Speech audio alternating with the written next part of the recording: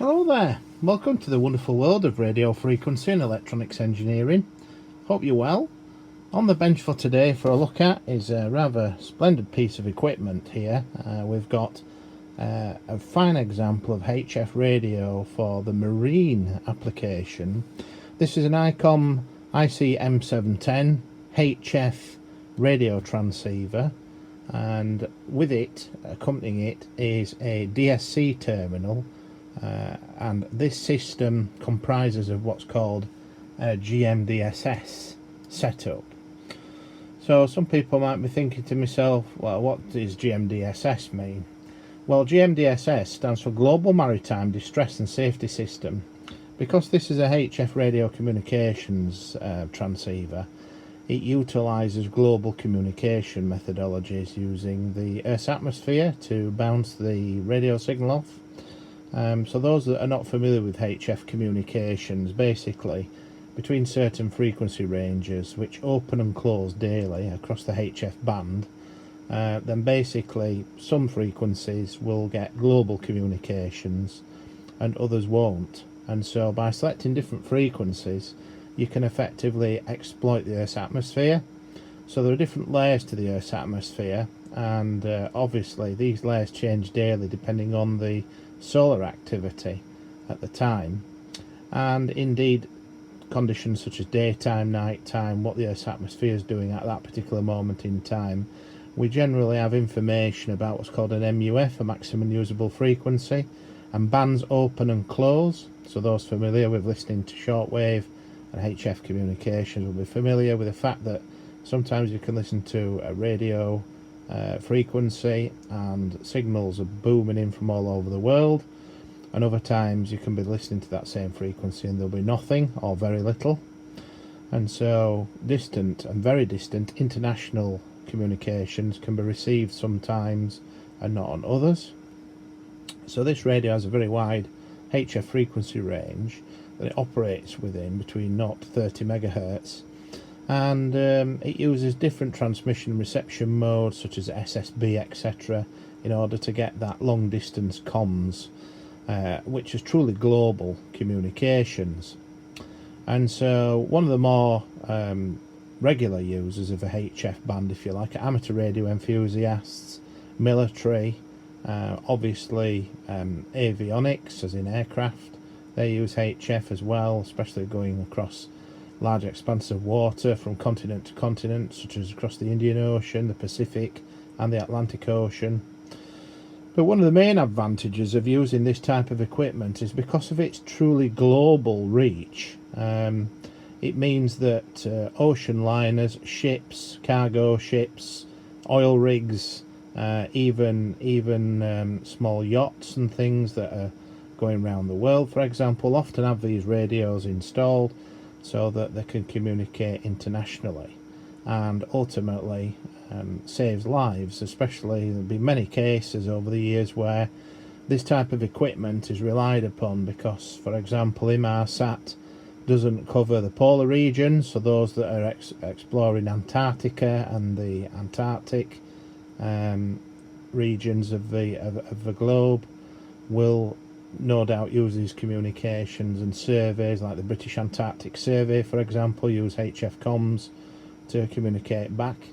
And also any ships or whatever that are in that area of the world will use it if they get into distress or problems, or for just general communication. Because this radio, although it is a GMDSS radio for Global Maritime Distress Safety System, it's also used as a normal radio to communicate on different modes of transmission, which we'll go into, and we'll have a look deeper at both units, how they operate, and we'll look at it on the radio test set. So around the world, obviously HF communications is still very popular.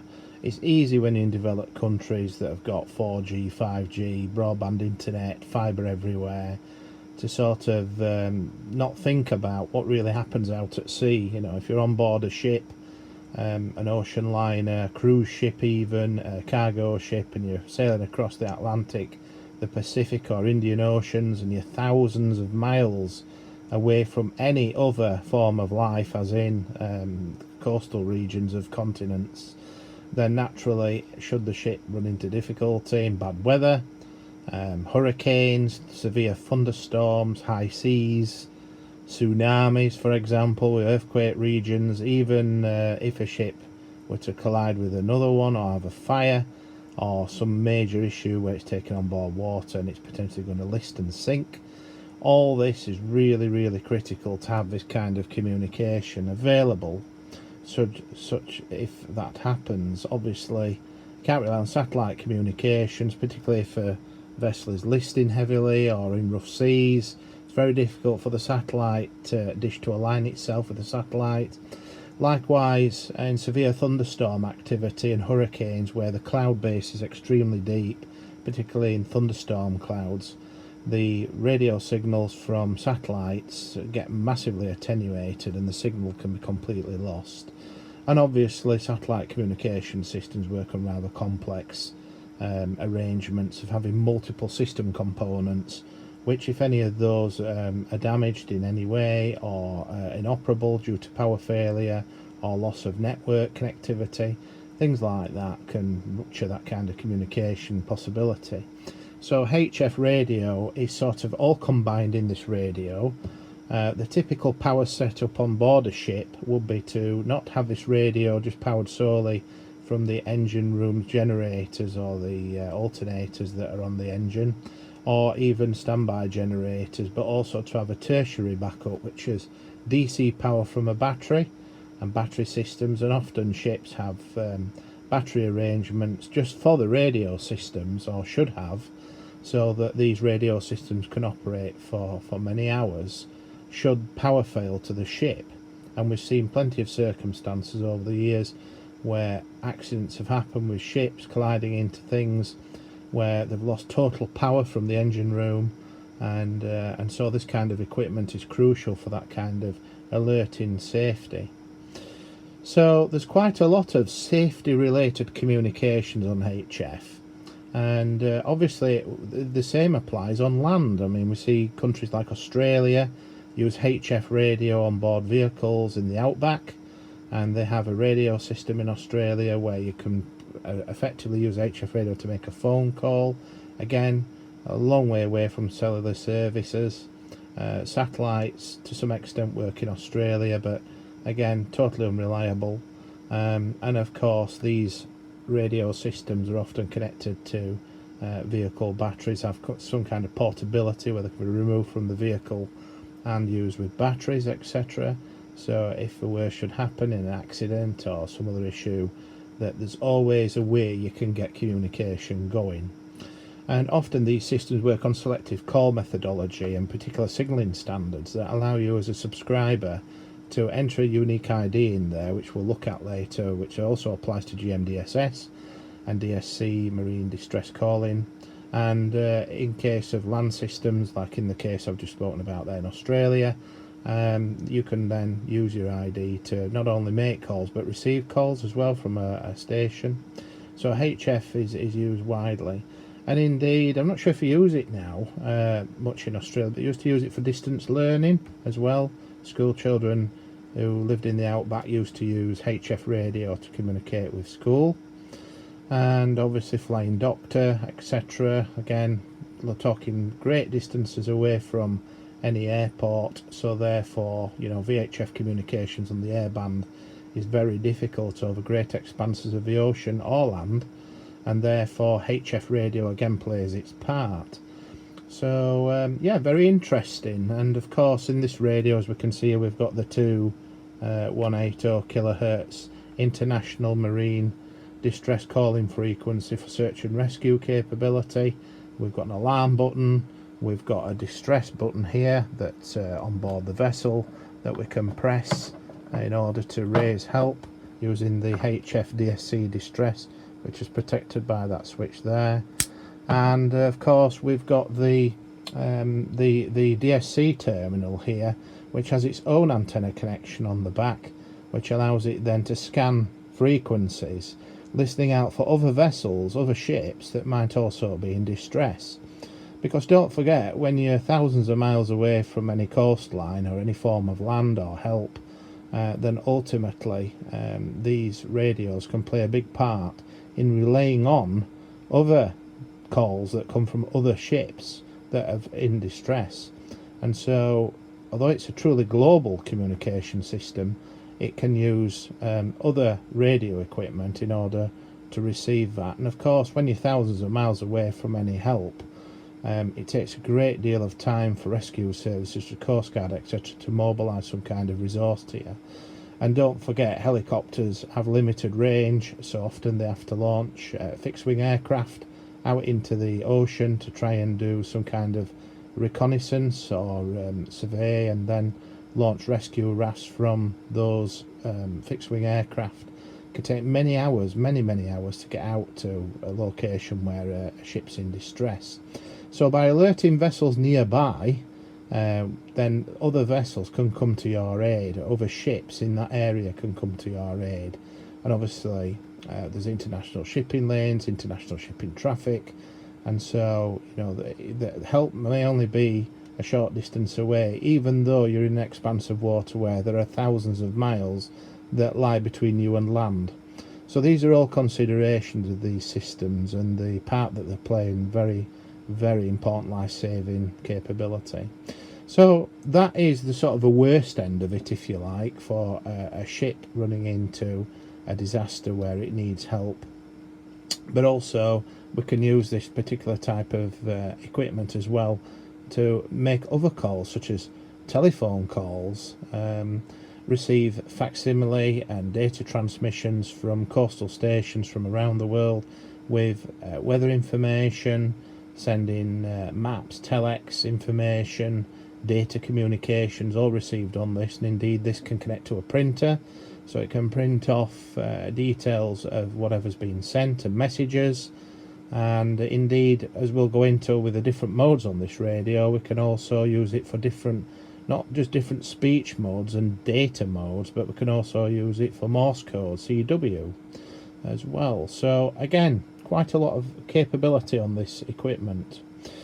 So let's get into it a little bit further and have a look at more deeper into this radio and the GMDSS DSC terminal here, and then let's have a look at it a bit more in depth. Okay, so specification wise of this radio, it can receive between sort of 500 kilohertz and 30 megahertz, and it can transmit in specified frequency bands that are applicable for international marine communication. So it can transmit between 1.6 and 3 megahertz, 4 megahertz to 5 megahertz, 6 to 7 megahertz, 8 to 9 megahertz, 12 to 14 megahertz, 16 to 20 megahertz, and 22 to 23 megahertz, and 25 to 27.5 megahertz. And as well as being able to transmit in those frequency ranges, obviously it's got an RF output power rating between 4 to 25 megahertz of 125 watts peak envelope power, and below 4 megahertz or above 25 megahertz in this case, it's got a specification of 85 watts. So obviously, because it's a HF radio, we have an external antenna tuning unit. It's quite often these days, particularly with amateur radio transceivers, even a small sized amateur radio transceivers this sort of size, to have inbuilt ATUs in them. That didn't used to be the case many years ago, but we're finding that the new designs that have been coming out over the last 10, 15, 20 years have employed antenna tuning units inbuilt within the radio, so that often the radios can tune themselves to the antenna. So whether that's a straight vertical that's connected by coaxial cable to the back of the radio, or whether it's using a ladder transmission line high impedance to a long wire antenna, again, a lot of these amateur radio transceivers can tune into them quite easily by pressing the tune button, and the inbuilt relays and LC circuits within the radio will then tune in the antenna to the best VSWR for the particular frequency that we're using. However, on this, it's quite common on marine radio equipment, no matter whether it's fixed in a rack or whether it's mobile methodology that's inbuilt within the ship's control room into a desk, is that it uses an external antenna tuning unit. And so the antenna tuning unit is often sited next to the antenna, and it's waterproof, and it has a feeder from the coaxial output on this, which is 50 ohms. When we look at the back, you'll see that shortly, and that ultimately then feeds to an antenna tuner unit. And then there's a pot insulator at the top of the antenna tuning unit with a little wire going off to the vertical antenna. And quite often these vertical antennas are used on board ships, on the ship's deck. Other types of antenna are long wire antennas, and different arrangements where the HF long wire antenna is strung between the ship's mast and its bow or stern, or from mast to mast high up. But other systems are just deck mounted near the comms radar systems, etc., depending on how big the ship is and where the appropriate areas for it. So there's all kinds of things, that are different installation practices and things like that that go along with these. Now obviously when we look at the front of the radio, we've got a tune button as well, so when you hit the tune button, had the antenna tuning unit been connected to the radio, it would put on a small amount of RF power on this frequency, and then it would start altering all the relays to switching out different inductor capacitive circuits in order to best match the antenna VSWR for minimum reflected RF power. And so if you want to see what the ATU looks like, I think I've got a picture of it here somewhere, although it's not a particularly good picture, but that's sort of the ATU unit there. It's got like a pot insulator on the top which goes to a HF antenna. And so often you can have that kind of arrangement.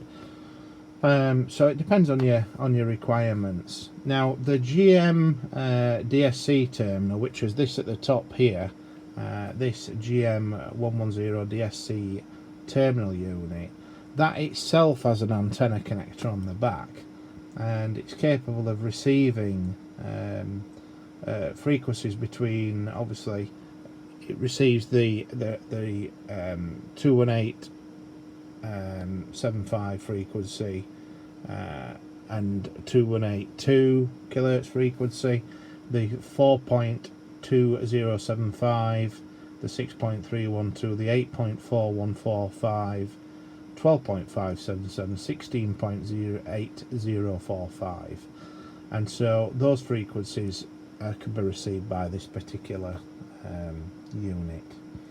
And so basically that can then hunt and scan those frequencies, and obviously if it picks up a signal, an alert message coming in, it can then display that on here, and it will give an alert out in the ship's control room or bridge as to what's going on. And so that is a secondary receiver, if you like, as part of this system.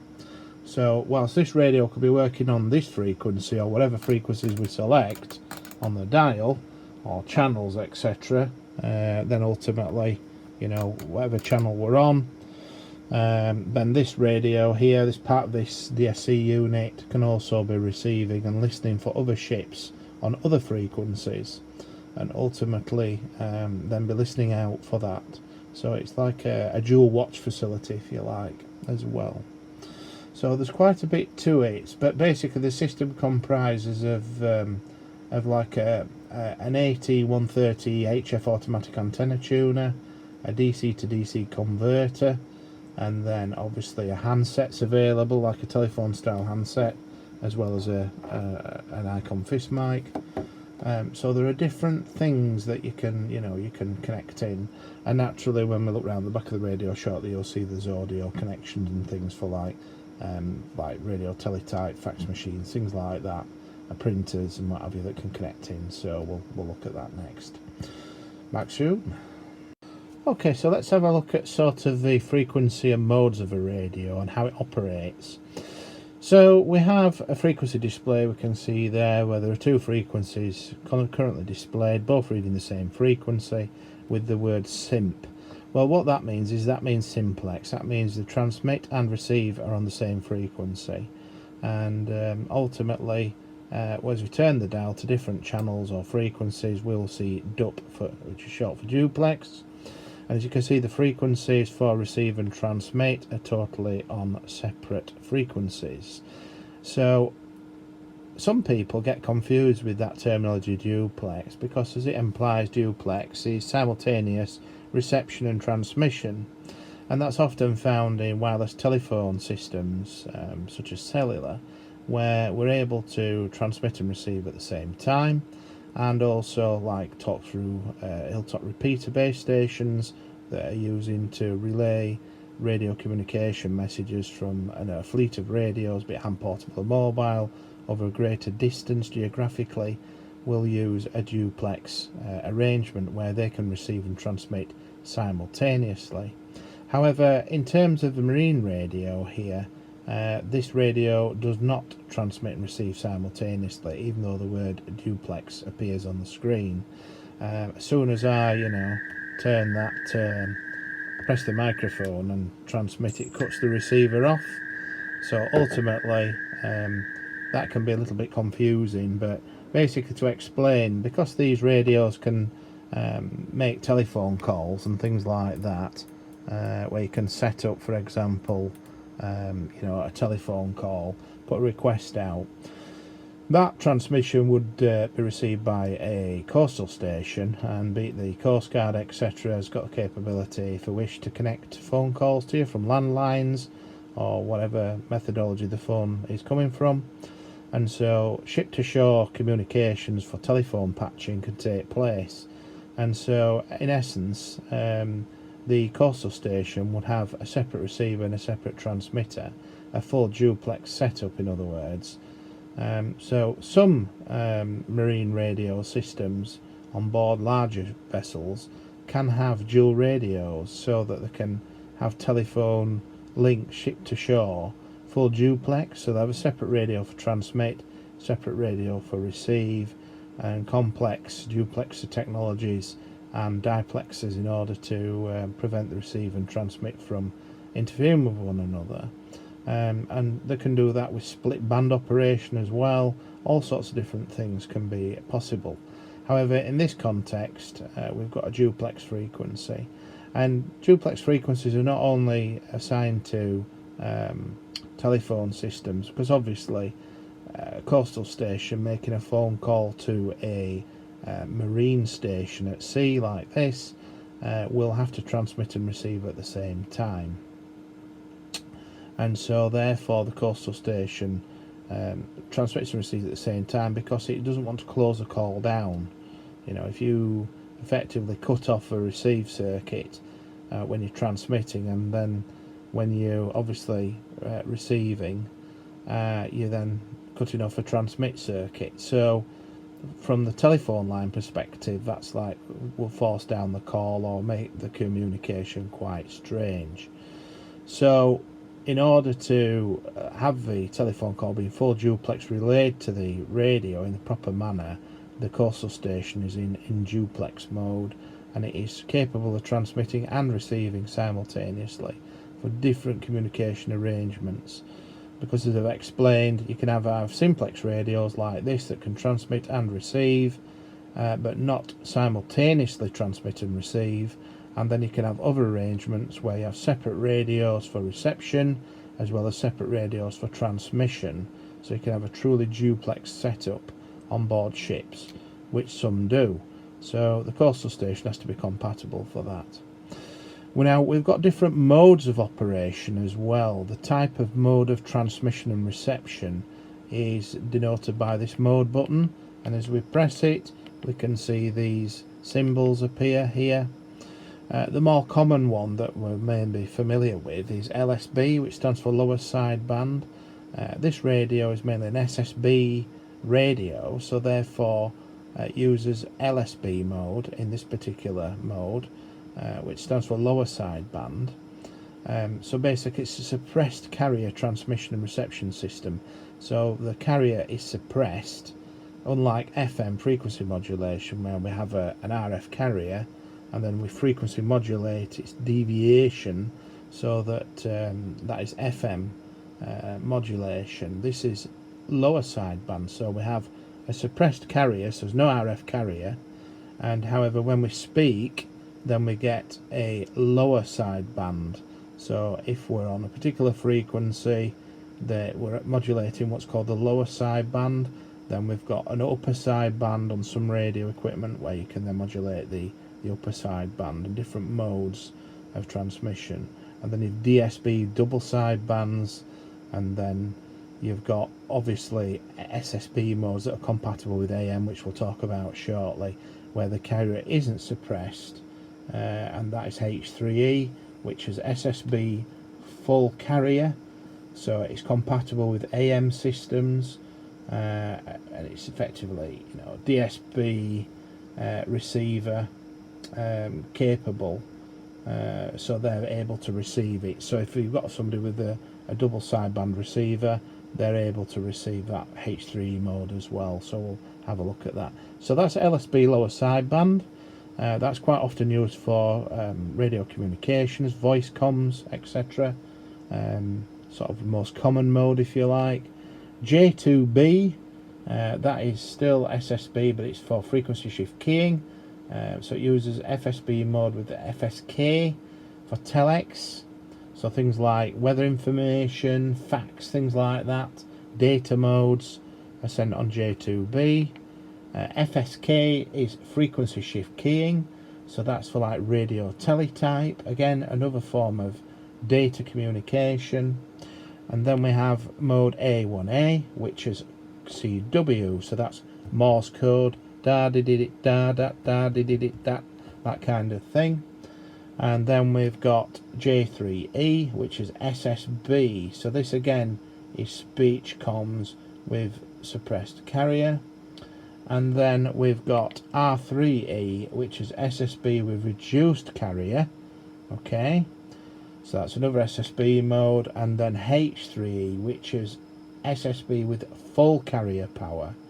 So we get the full amplitude of the RF carrier, and then basically we're modulating that carrier inversely, if you like. So we get the full RF level, but as we speak, the carrier amplitude modulates up and down in synchronous with the speech, so we effectively get reverse of amplitude modulation, whereas in amplitude modulation you normally get about 25% of the RF power as carrier with no speech, but when you start speaking the modulation increases, the peak envelope power increases to the maximum RF level.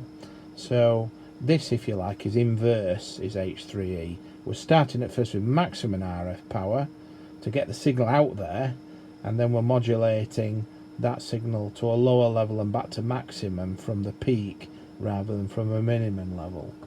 And that is compatible, that mode of transmission, although it's still SSB, it is actually compatible with AM radios that are capable of receiving amplitude modulation, and double sideband radios as well.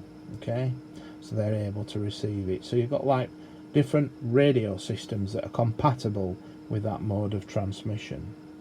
Now in terms of reception, we'll look at that next, but the radio is very powerful, obviously puts out 125 watts between certain frequency ranges, about 85 watts on other frequency ranges, so it takes quite a lot of current, about 25-30 amps, something around that at peak RF output power.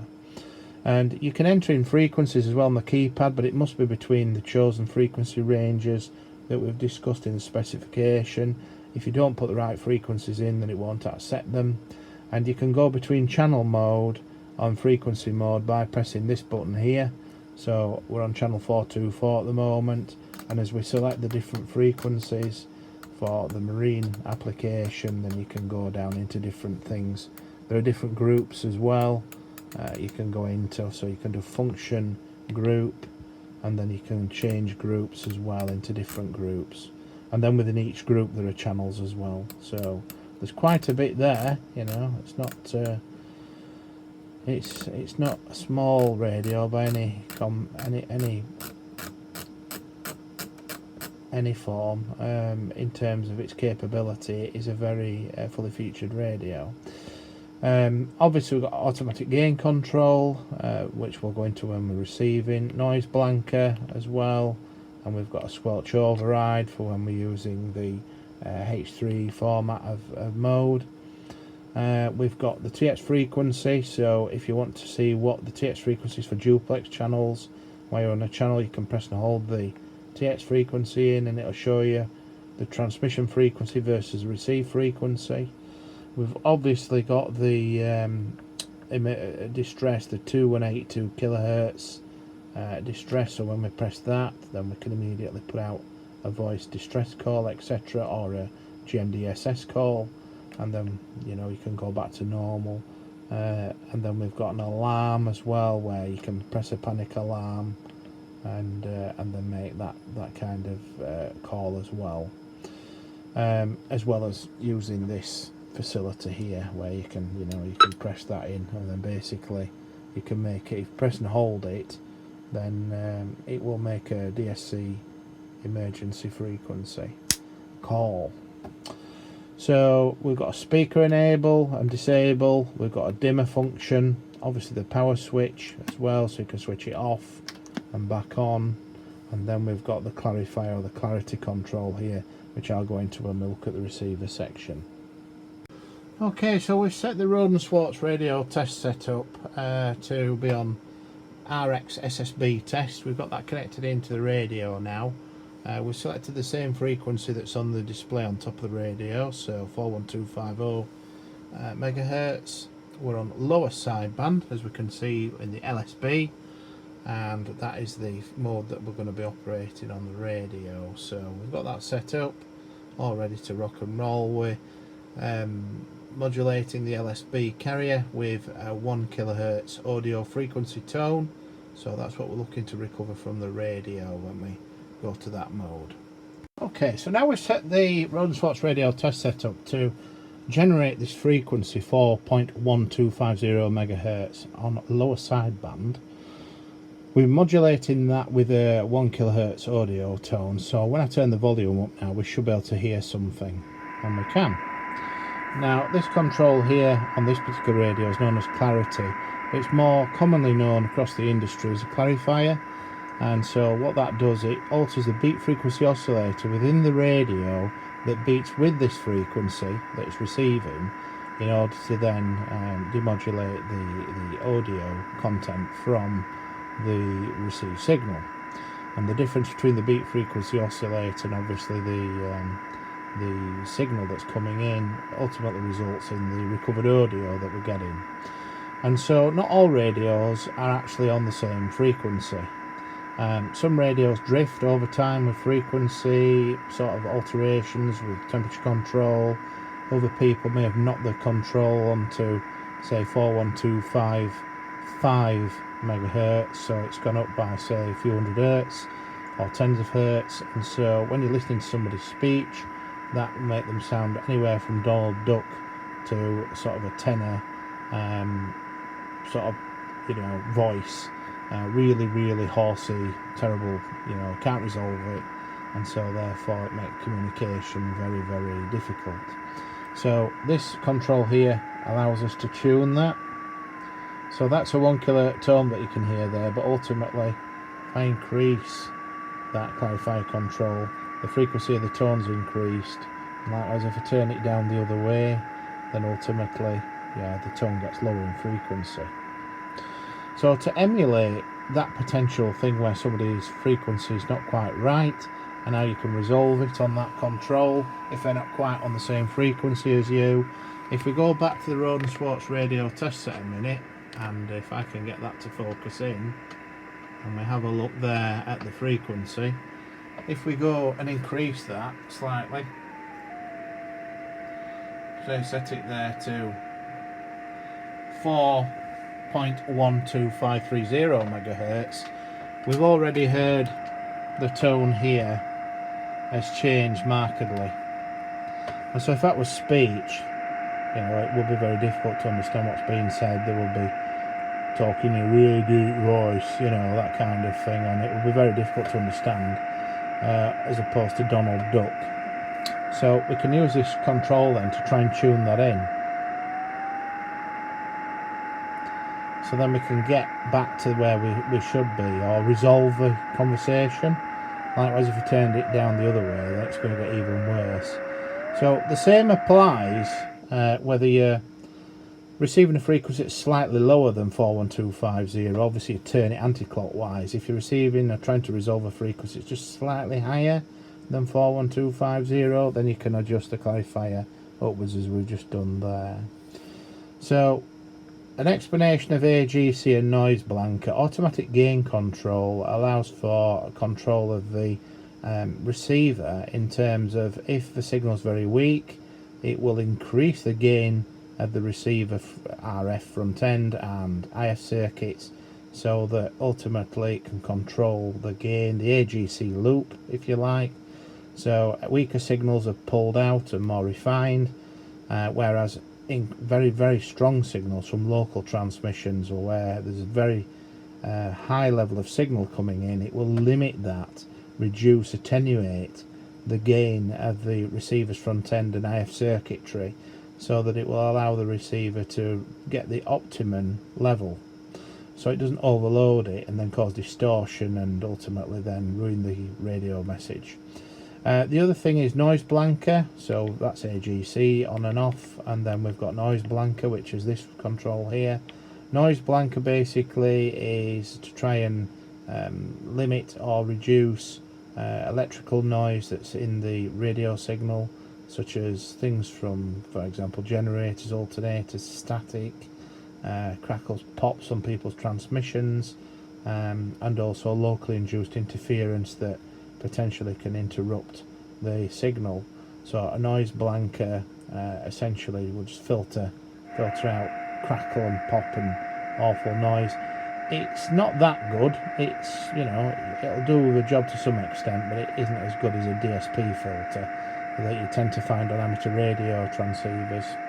And then here we've got a squelch control, so we can set a squelch level where we can predetermine, if you like, what level we want a signal to be receivable. So if we have, say, a very low squelch level, then very weak signals can break through the squelch and be received.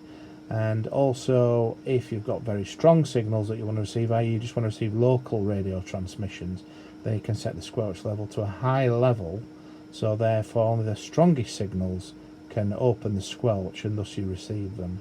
You tend not to use squelch though on SSB signals, because the RF level is going up and down, and so when syllables, in between syllables that are spoken, there's that minute quiet period as somebody describes a word and then goes on to the next word. There's a little gap.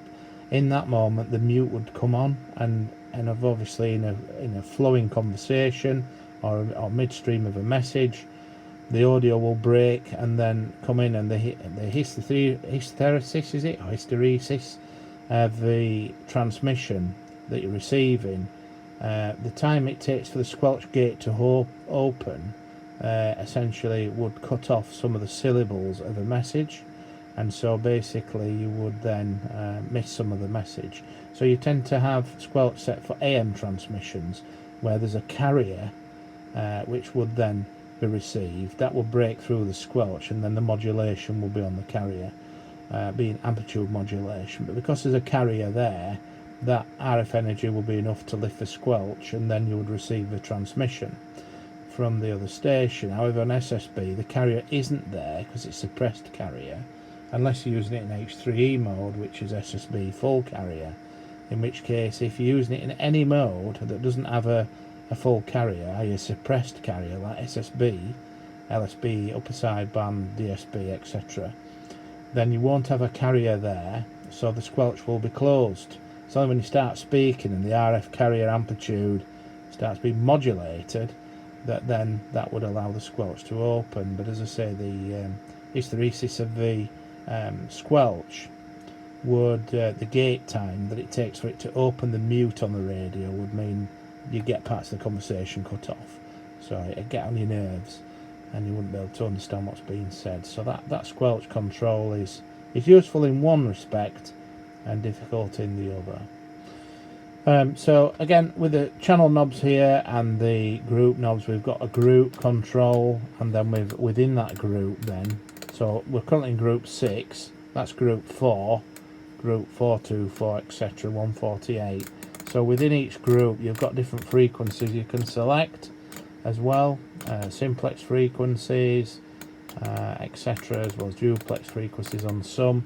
So you can go to different groups, and ultimately these groups tend to go up in frequency range. So we're in group 220 there, and then on 22696 megahertz, and then we can keep going up obviously until we get to all sorts of different frequencies. Some are blank channels as well, so you can select different channels. There's a VFO mode that you can go into, so for example you can then display a VFO mode, so then you can you can enter in a frequency and and do all that. So you can enter in frequencies, but only within the defined frequency range the radio is designed to operate in. You can't enter frequencies outside that range.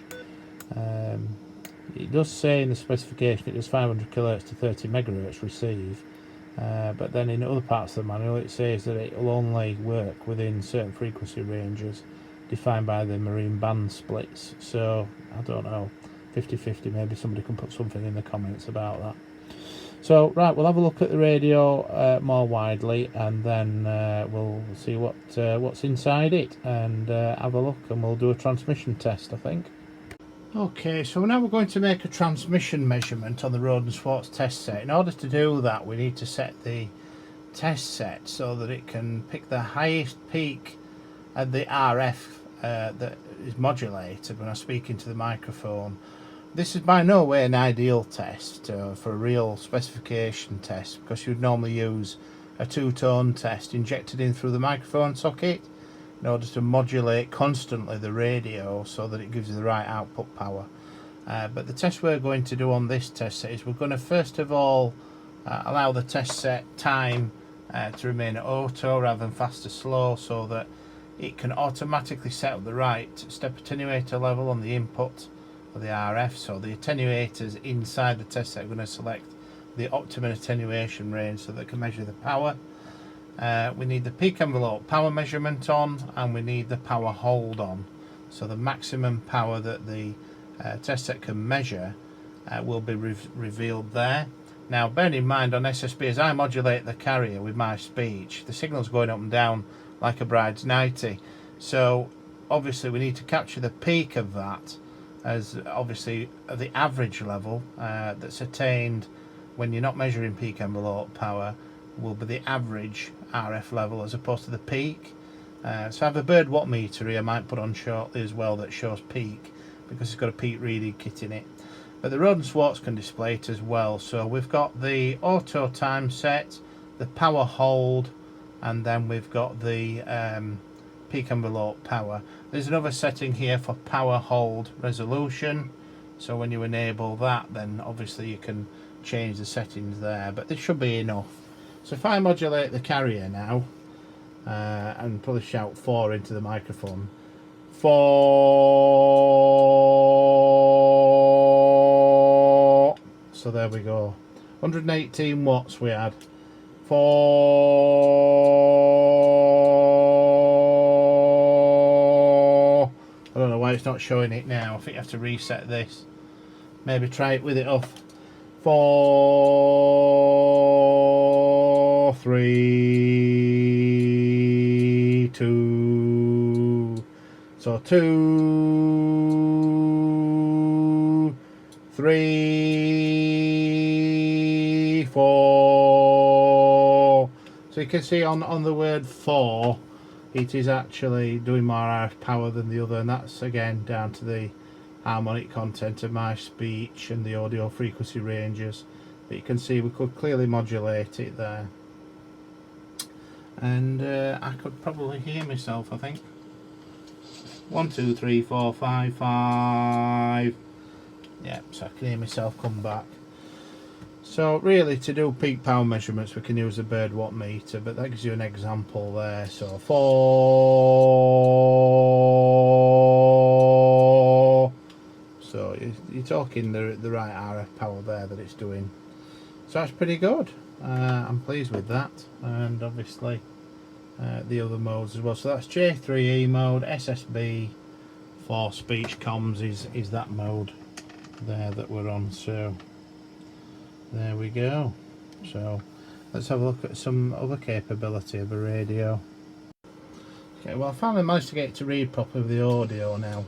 5, 1, 2, 3, 4, 5, 3, 2, 1, 4, 4.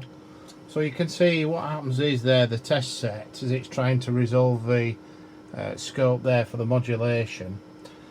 The receiver within the test set has got to select the right RF input level in order to demodulate the carrier, the radio signal we're putting in the RF power. So in other words, the relays, you can hear them chattering inside the radio test set like now. 1, 2, 3, 4, 1, 2, 1, 2, 1, 2, 1, 2. You can hear the relays clicking away. So he's trying to select the optimum RF level coming in on the socket here. RF input socket in order to display the measurement. Because the RF carrier is changing so rapidly, the RF signal, should I say, RF power is changing so rapidly, the test set's having trouble locking on to demodulate the audio from the SSB signal. So you've got to give it a constant pitch, if you like, in order for the test set to settle down in order to measure it on the oscilloscope. Otherwise, like you see there, the scope's just trying to catch up all the time, and it can't select the right range. But as soon as you start talking constantly into the microphone, provided you don't leave a gap in your speech like that, you can obviously see that it's catching up. The moment I leave gaps in my speech, 1, 2, 3, 1, you can see there it's struggling now to catch up because the carrier's going up and down, and then it'll get it and display it like that, it's going out. So that's one of the problems that you get when you're measuring speech, SSB speech on a radio test set, where it's trying to lock on in order for it to demodulate it. You can get around it, I think, by selecting time to fast, and maybe that'll get round it quicker. 1, 2, 3, 4,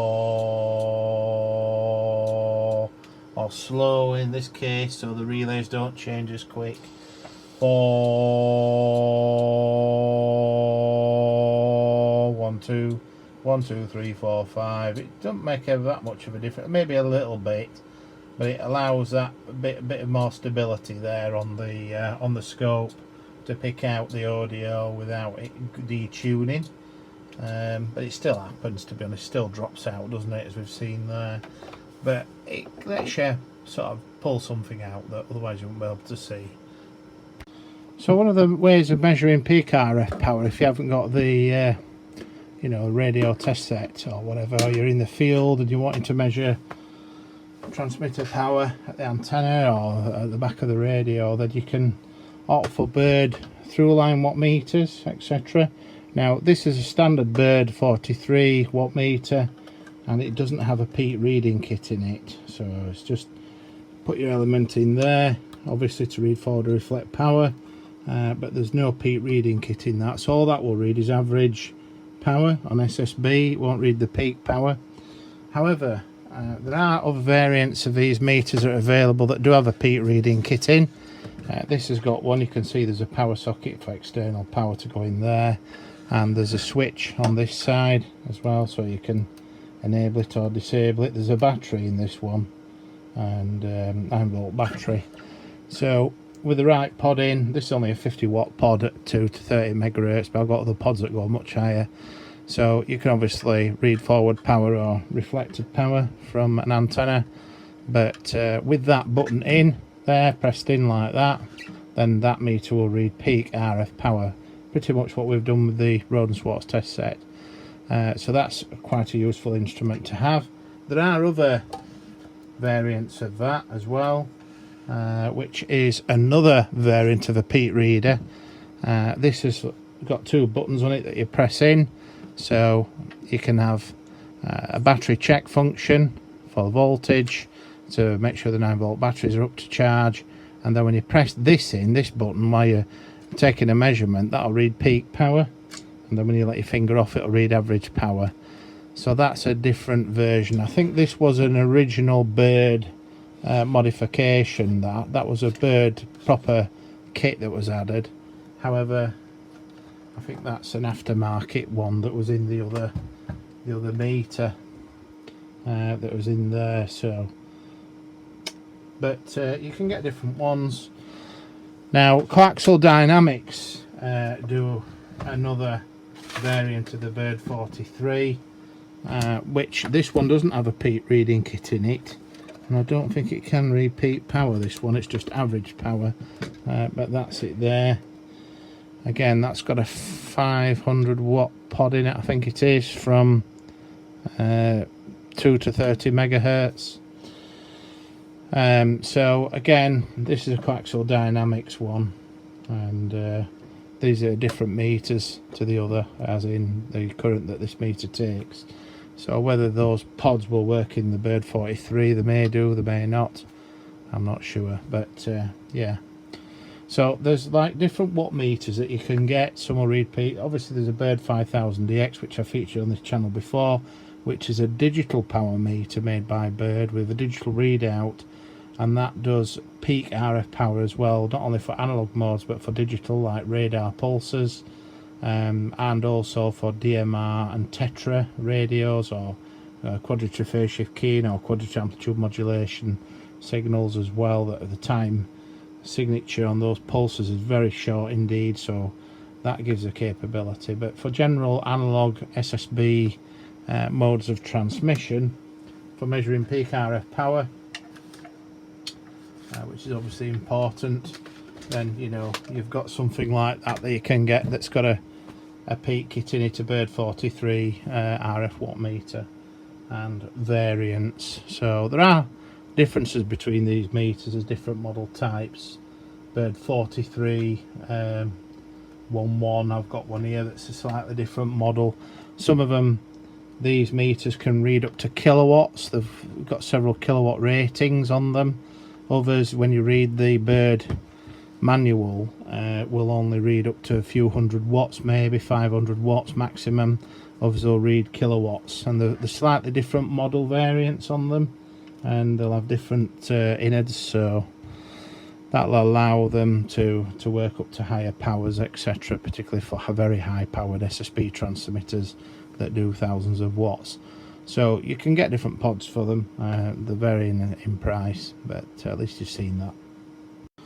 Okay, so the following test we're going to be doing now, testing the marine distress calling facilities on both the radio as well as on the DSC unit, must not, I repeat, must not be undertaken when the radio is connected to an external antenna. It must only be undertaken by qualified personnel who know what they're doing, telecommunications engineers that are aware of how to take RF measurements, and it must not be performed at coastal stations where you're very close to receiving apparatus of the Coast Guard in that particular country or area, even if there's a 50 ohm load connected to the back of the radio, because there are leakages and things which you get from power supply cabling, and the fact that you're very close proximity means that there only needs to be just a few milliwatts of RF energy that could escape the radio in some form or another, where technically that could be received by the receiving station at the Coast Guard coastal station. So typically in scenarios where you're moored in a harbour or a dock, or you're in a location where there's a known Coast Guard receiving station and transmitting station, you would not do this test. Not unless, of course, you pre-arranged it with the Coast Guard and then went through the procedures of identifying yourself as part of that test, and obviously there are procedures around doing that.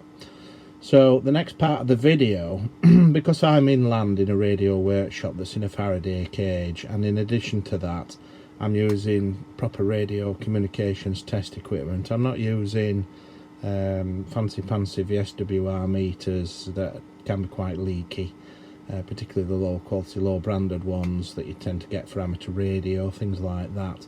often have leakage to them, and indeed I'm not using you know, cables which are substandard and not able to, if you like, trap the signal. These are very low loss coaxial cables that I use, and we're terminating directly into a radio communications test set with an integral 50 ohm load within it, which is a high spec one, so there is no chance of leakage from this test we're going to be doing. So one, we're geographically separated from us in some significant distance between us and the Coast Guard receiving station. So if there is any small leakage from residual leakage from power supply cables and things like that, of just in the milliwatts region, that signal will not make it far enough in order to trigger a false alarm at the Coast Guard station. Likewise, we're terminating, as I say, into a radio test set, so we're not radiating RF into other instruments and couplers and, you know, VSWR meters that are separate, things like that that could introduce some kind of residual leakage. So to explain, we've got the large diameter low loss coaxial cable here, connects into the back of the radio, and we're obviously connecting that straight up to the Rohde Schwarz radio test set. So bear that in mind if you're doing any tests and checks, things like that. It's quite easy to make mistakes if you don't know what you're doing, and then you can do a false trigger of a distress signal, which is not desirable. Obviously it comes with serious consequences as well, so this is where you need to know what you're doing. So right, on with the next test. Right, so we'll carry out this test first before we do this one here. So press and hold that together, and then basically that's what we're getting now. So we're getting RF power there, and then an alarm warble being sent.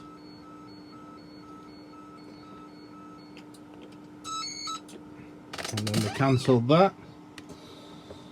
And then when we press the HF DSC button in this case, you'll notice the frequency will change when I press it from 2.182 kilohertz, which is this frequency. Obviously it'll then change to another frequency that's been set up with. So ultimately when we switch this on, if I press that in, you'll notice the frequency has now changed to 21875, and the mode has changed. So I'll now set that up in the radio test set and set the frequency to 2.1875. We've got that set now. Alright, so when I press and hold that down, again we're into the 50 ohm test set RF connection, so the RF power has been absorbed, so there's no risk of this signal being detected outside of the radio workshop we're currently in. So press and hold that down, and then ultimately, so it's just sent a packet of data. It's transmitting currently at 76 watts, and that's just now sent that, as you can see there.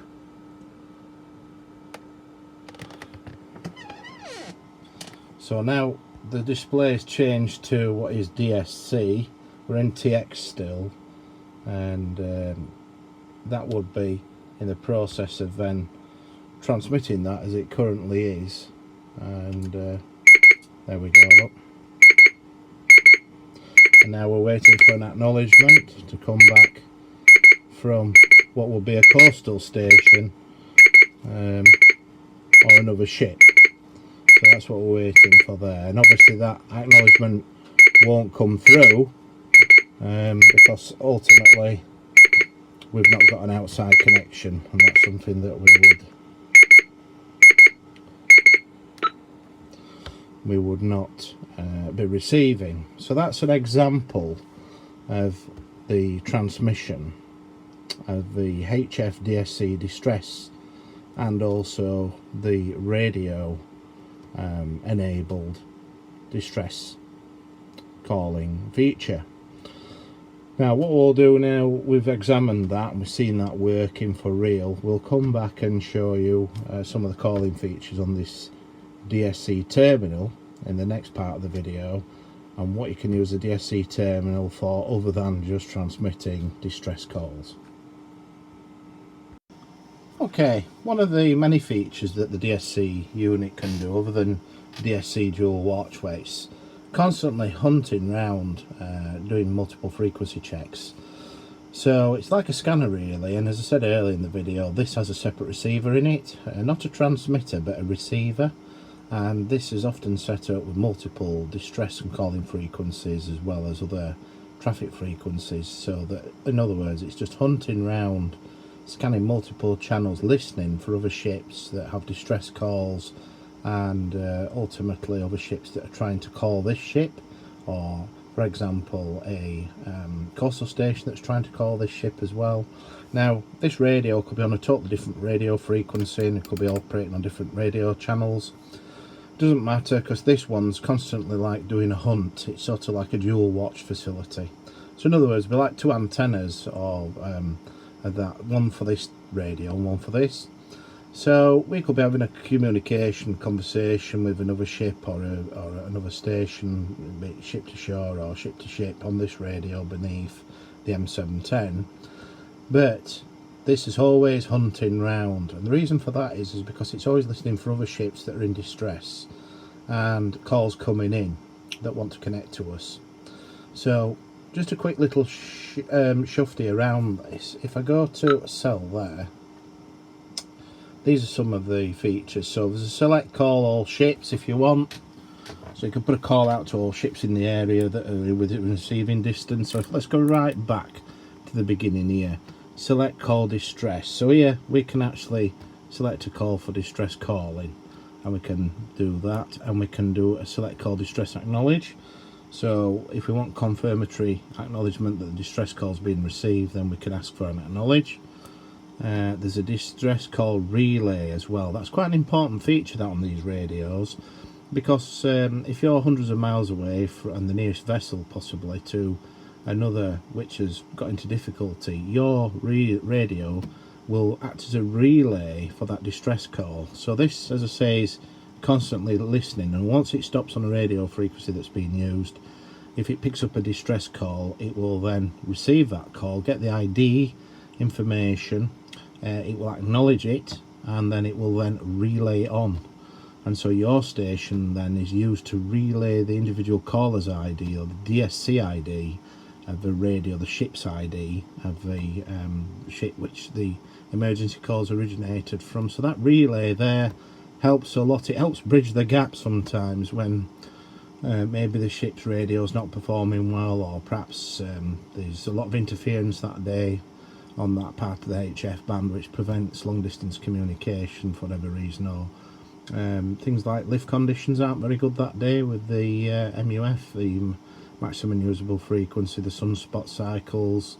It could be numerous weather conditions interfere with signal distance. So having the relay function allows radios that are located tens of miles, hundreds of miles, even thousands of miles, or even globally, to be able to repeat that call if they receive it on your behalf.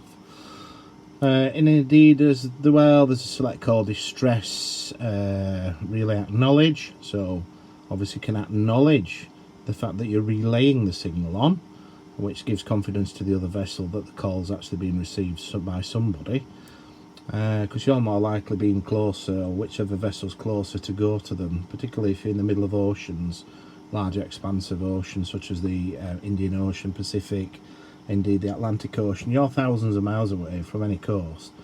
Obviously getting rescue vessels out there, as in ships, takes a long time. Aircraft obviously can't reach there quite easily unless they're fixed wing. Helicopters certainly don't have that kind of distance, so that it's quite reliant on ships within the vicinity of the emergency to go and be the first responders in many cases, until Coast Guard can get resources out there. This is a select call for all ships, and so basically you can put out a call to all ships, And then we've also got a geographical area call as well, where we can select different geographical areas. And then ultimately we've got a group call, so we can call a group of contacts. All these are facilities within the settings, as we'll see, that allow you to set the particular IDs up, so you can call specific vessels. Select call individual if you want to do a ship-to-ship call, just between you and one other party. And then obviously individual call acknowledge. So if a radio on that individual call acknowledge, if you call another ship and say the radio officer isn't there, or the communications officer isn't by the radio, but the radio's on, you can ask for an acknowledge to come back to confirm that radio is on in the other ship. And so therefore when the radio officer comes back or whatever, they'll see this will be alerting a sounder, or it will let them know that there's been a call received while they've been away. Next one is a position request, where you can obviously send position data and receive it. Position request acknowledge. Polling as well, so you can send polling calls out, polling acknowledge. Telephone, again you can use a keypad here to set up DTMF call strings, so that you can do a ship to shore excuse me, telephone call. Ultimately, as we've talked about earlier, the radio can't transmit and receive at the same time.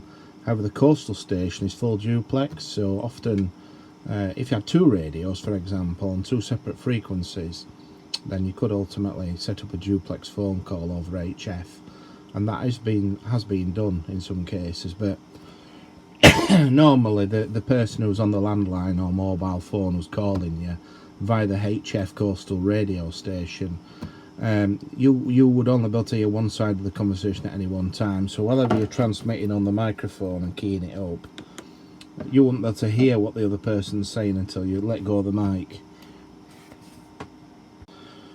So the next call is a medical transport call that's available. You can set one of those up. There's a test call, and that's it.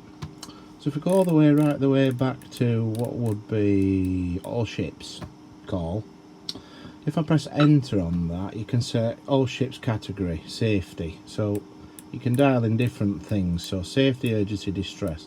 So say if we go to safety, press enter on that, then you can set up the mode of operation as well. So the different modes you can set up to receive, tape recorder, Morse code, data, you know, the different modes there as well. So basically I'll just set it right back to J3E. Press enter on that one, and then you can do all ships message frequency, so you can have channel, position, things like that. So say we'll set a position request, all ships position request.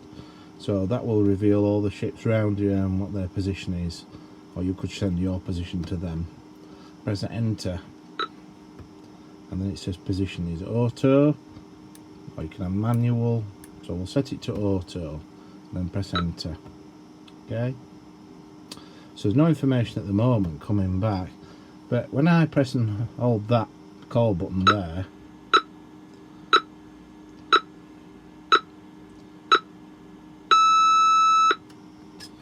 there we go, look, so it's now gone on to that distress thing. Now it's transmitting on the radio test set.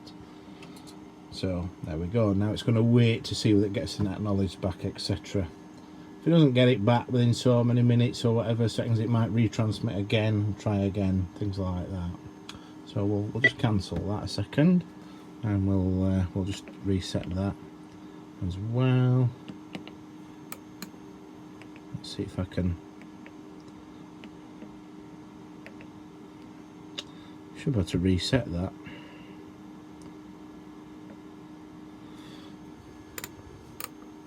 Not sure how you reset that, but you do something there to reset it. So yeah, so you can select all sorts of different things on there, and polling acknowledge telephone. Like for example, telephone, you can press enter there, and you can dial in a phone number. You know, put in what you want, and press enter, and then you can put the telephone address ID. So that would be the ID of the coastal station or the ship that you're wanting to send it to, for example. and then ultimately then you could press the call button. Now it said call error there because I've probably not entered the right data in, but you get the gist of how that works.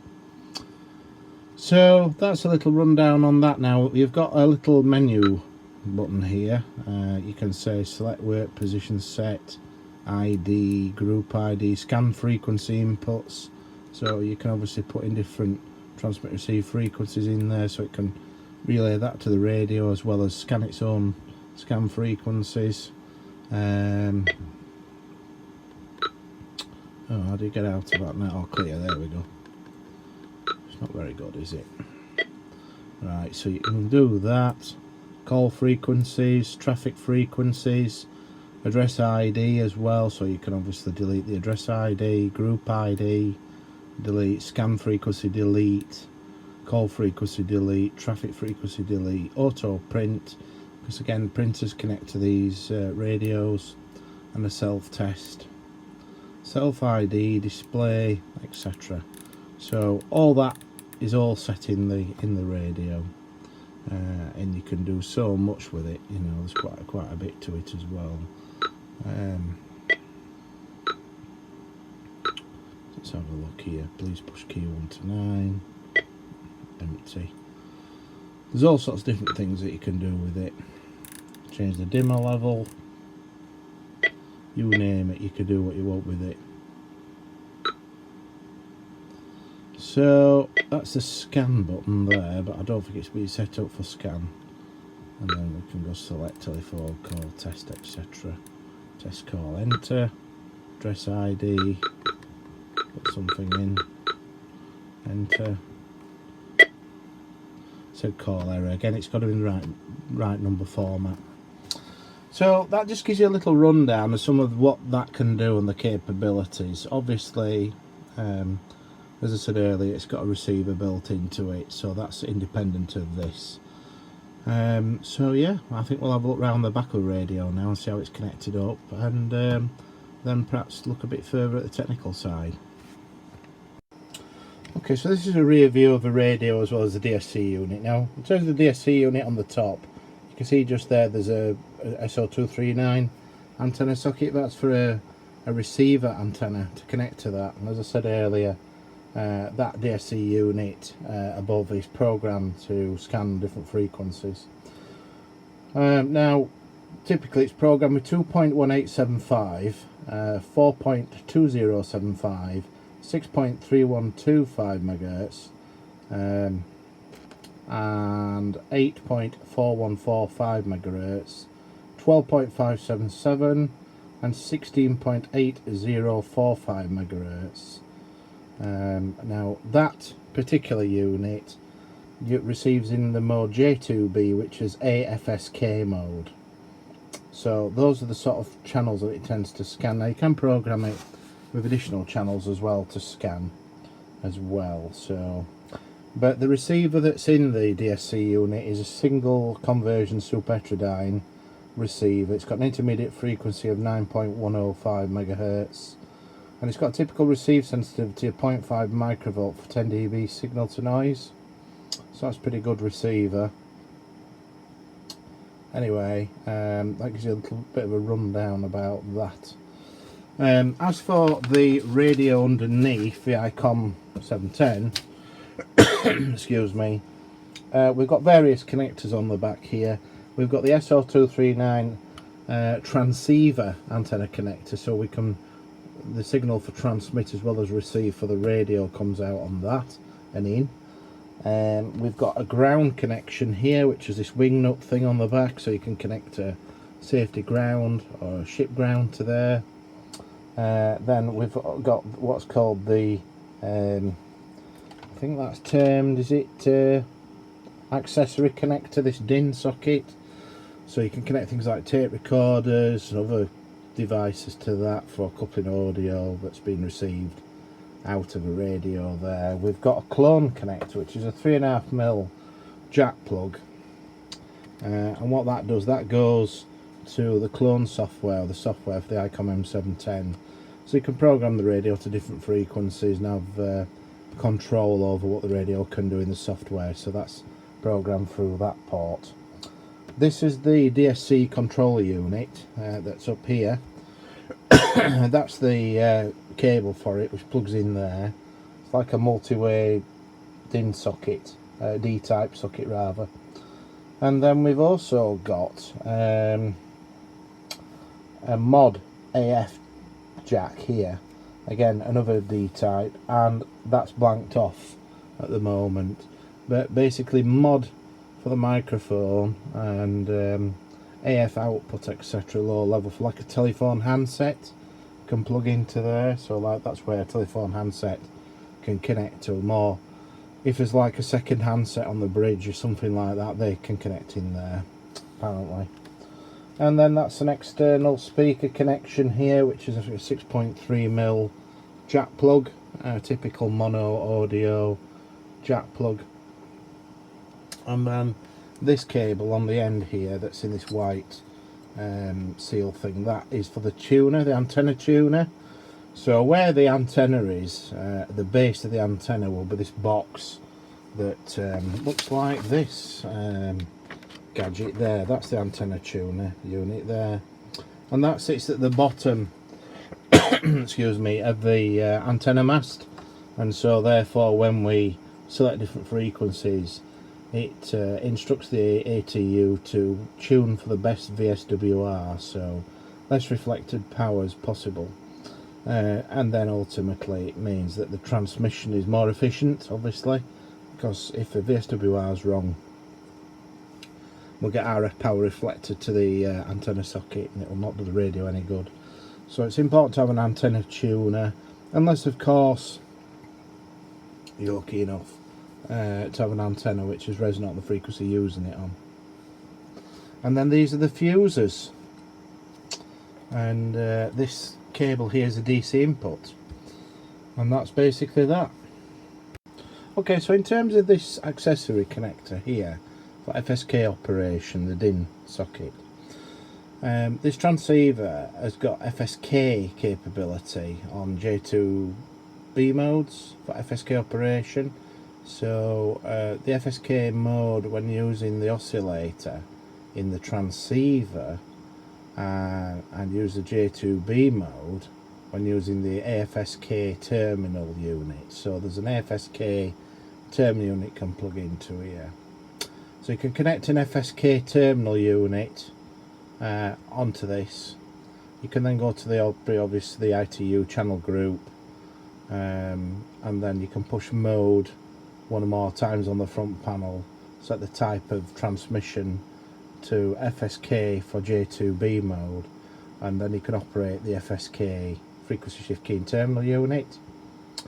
Now the FSK priority can be adjusted in the set mode on this particular transceiver, so you know, it all depends on what you do with the settings. But basically the pin out on here is one of the pins is used for FSK keying. There's two pins, I think it's pin 4 is used for FSK keying, pin 2 and 5 are used for audio output to the FSK unit, and then pin number 3 is used for TX-RX control, so that'll be the PTT line, I think, or the control line. And then the little tab down at the bottom here, which is just in that little indent, that's the ground.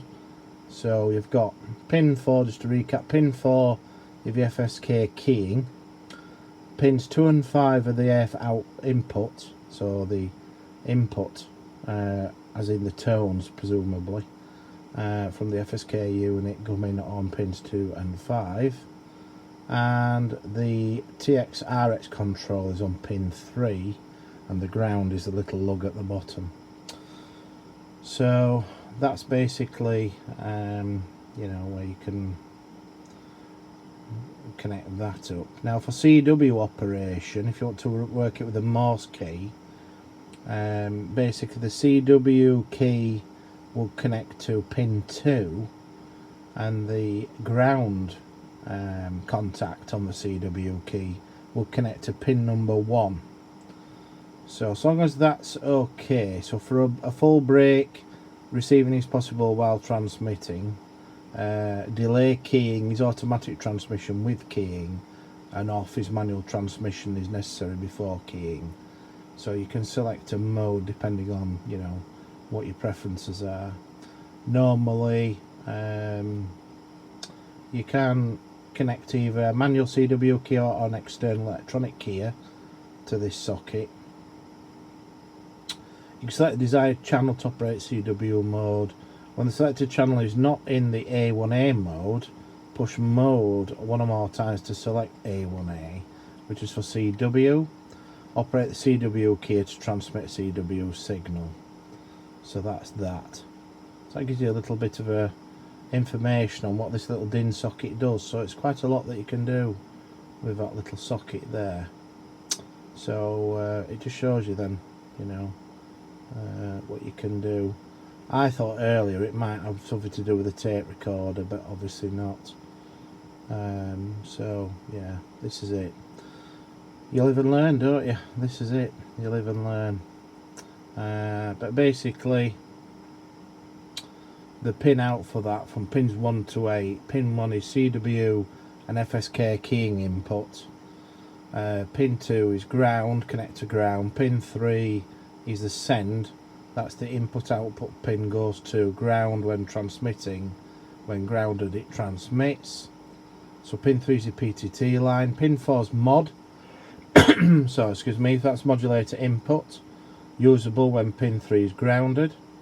Pin 5 is the AF detector output, fixed regardless of AF position. So that's like for the FSK or facsimile receiver in the external unit. To get audio from the radio, it's a fixed level, so it doesn't matter what you take the volume control to. And scan is on pin number 6. Start scan when grounded, so it's like an external control to set the scanning going. Pin number 7 is 13.6 volts DC output when the power of the radio is switched on, and pin 8 is the ALC voltage input. So that's basically that. So yeah, there you go. That's a full rundown of all that. Now there's a GMDSS obviously socket there, and again I've got the pin out for that. So basically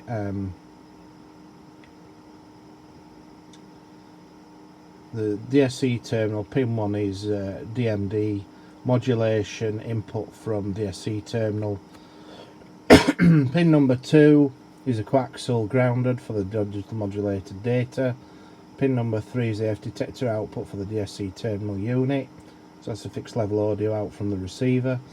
And again, the coaxial ground for the AF output is on pin number 4 for the audio. Pin number 5 is the NMEA data output. Pin number 6 is a coaxial ground for that. Pin number 7 again is the NMEA data output. Pin number 8 is a coaxial ground for it, and pin number 9 is ground for digital equipment. So another important feature of this, obviously we looked at the cable that connects to the antenna tuning unit. But as you can see, if you're using particular type of antenna like an insulated backstay antenna, something that's just a 50 ohm matched antenna, this transceiver is going to have difficulty working. Obviously that's why we need the ATU. But there are some antennas for certain frequencies, like this one for example. It's got a long wire connected between the mast and the hull, if you like, that are pre-matched, if you like, and we've got a matching unit here. They can connect straight into the back of the radio without an ATU, an antenna tuning unit. Alternatively, you can have an ATU if it's like a vertical radiating pole or something like that, or you know, if you wanted to use this antenna tuner with a complex array of long wire antennas. So you can, as it says here, select a either to use the ICOM approved antenna tuner, or if you like you can set the switch in the radio, which is here, these switches. inside the radio then to use what would be a non-ICOM ATU, providing it can accept this logic. So that's possible as well. So it doesn't have to be an ICOM ATU, providing it's some of them may be compatible. So again, it goes into mounting the product, how you go on with that, the rubber seals and things. Obviously it's very important to keep seawater out of these. A lot of marine radio equipment that I've come across over the years, it used to have these bright orange Neptune cases. They were like watertight greased seals with separate buttons that push through the case that are like water sealed, and they then push onto the buttons of the radio, and it had a clear front on it and a bright orange case, and everything was watertight. So even if you know, there was major water on board the ship, it wouldn't, you know, knacker the radio in. So there's all that about keeping water out of it, etc. But that was like the ATU there. That was like the fixed matched antenna for long wire for most of the bands anyway. It worked quite well. And then there's other little bits as well, you know, like a filter, CW filter that can plug into it, and an alarm unit. Okay, so I think the last thing to demonstrate is this. This is the DC filter, and this connects into the DSC unit. There's basically a DC in and a DC out. The advantage of this unit is to prevent noise from the boats, ships, vessels, generator, engine, DC supply, noise, things like that from getting into it. It also serves as an RF filter as well, so that the radiating antenna that's used ultimately for the ICOM M710 and the high transmission power doesn't break through into the cabling and obviously upset and interrupt the receiver, as well as disturb the microprocessor electronics that's in the control unit for the DSC, because if it upsets that, it's going to cause major problems. So this is why we have this RF stroke DC to DC filter unit in there. So it protects against ignition noise from engine electrical systems, generators, alternators, inverters, as well as giving some level of RF protection from the coupling effects at HF frequencies from the transmitter of the M710. Okay, well, we've reached the end of the video now, more or less. I hope you've enjoyed it so far and the overview that we've had on this radio. I think I've seen a few people make reference to these, whether they work on the amateur radio HF bands. The answer to that is I'm not sure if I will, because I think that the only frequencies that it's possible to be able to transmit on anyway is frequencies that have been pre-programmed in on it, on these channels controls here.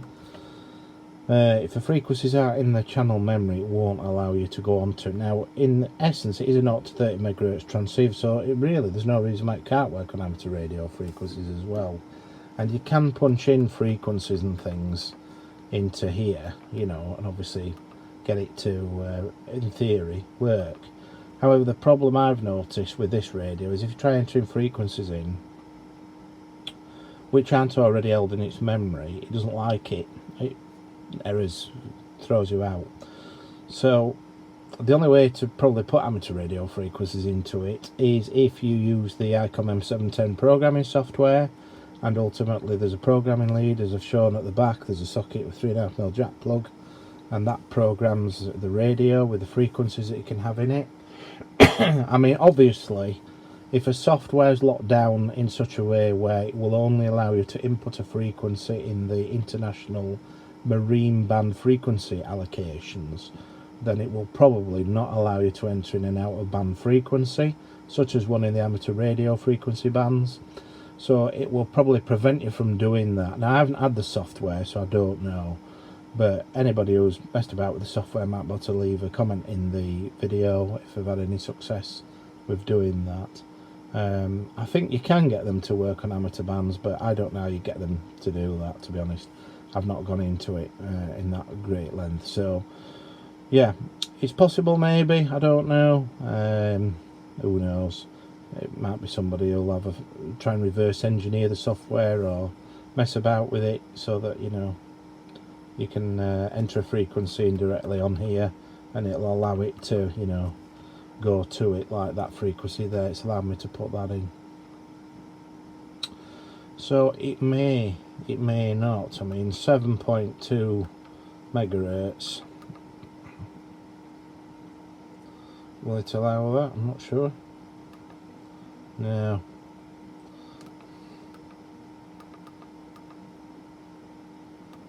No, it's not allowing me to put a TX frequency in that's outside of that frequency band. So I don't think it'll work, to be honest, unless you program it to allow it out of band operation, but I don't know how you do that. Anyway, good luck, and if you've got one of these radios, very good little radio transceiver, obviously if installed properly and set up right, it'll give many years of good use, and could be a lifesaver ultimately at the end of the day, especially if you're in a sticky situation. So thanks again for watching, and see you in the next one. Bye for now.